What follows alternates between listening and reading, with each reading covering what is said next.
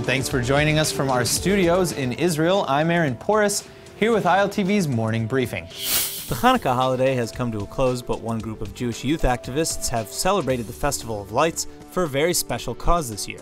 Members of the Bnei Akiva youth group have been leading menorah lighting ceremonies around the world at sites that were targeted by horrific terror attacks. One such activist lit the menorah outside the Christmas market in Germany, where this time last year a terrorist drove his truck into the crowd, killing 12 people.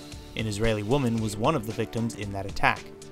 Another rep for the group in England lit candles outside the Manchester Arena, the place where a suicide bomber murdered 23 people during an Ariana Grande concert. Bnei Akiva has also led ceremonies in Houston to bring hope to members' families who lost their homes in Hurricane Harvey, and at the HaKarmel Kosher restaurant in Amsterdam. A few weeks ago, the restaurant had its windows smashed in by a Palestinian man, just hours after President Trump's now infamous Jerusalem speech. The movement has united under the hashtag #LightUpTheDarkness, and by the look of things, that's certainly what they've done, making this Hanukkah a very special one. Palestinian Authority President Mahmoud Abbas has just sent envoys to China and Russia in an effort to replace the United States as the arbiter of the peace process with Israel. Filling this void will be critical in moving the ball forward with any potential peace talks, because there have been no direct talks between Israel and the Palestinians in years. But so far, Israel has never accepted involvement from any foreign nation except the United States. This argument will now take center stage at the UN General Assembly this Thursday, where the floor will vote on a resolution officially rejecting Trump's Jerusalem decision. This resolution had near unanimous support at the UN Security Council just days ago, until the United States vetoed it full stop.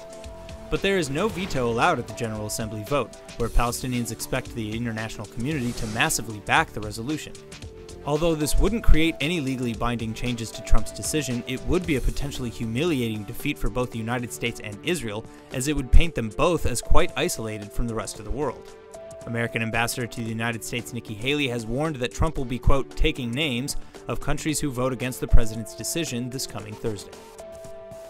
Murad Rajabi of Silwan has just been sentenced to 15 years in prison for a terror attack he committed in East Jerusalem last year.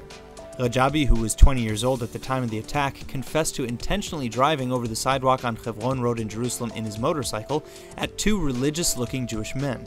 He also had a knife on hand.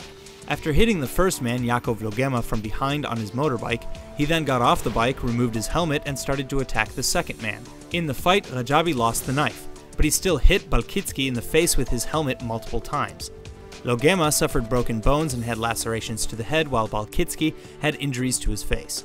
Rajabi has been convicted with attempted murder, possession of a knife with nationalistic motives, and aggravated injury. Aside from the 15 years he'll now spend in prison, he was also ordered to pay $8,500, or 30,000 shekels total, to the two men he attacked. Following a small wave of hate mail targeting Jewish institutions in Canada over the weekend, Canadian Prime Minister Justin Trudeau made his position clear that there is, quote, no place, end quote, in Canada for anti-Semitism.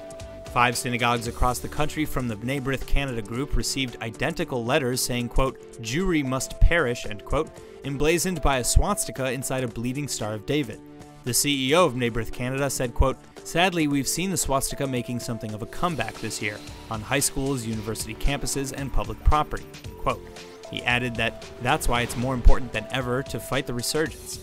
Thankfully, Prime Minister Trudeau took to Twitter nearly immediately, writing, quote, sending my full support to the Canadian Jewish community, end quote, and that these recent acts of hatred and anti-Semitism will not be tolerated.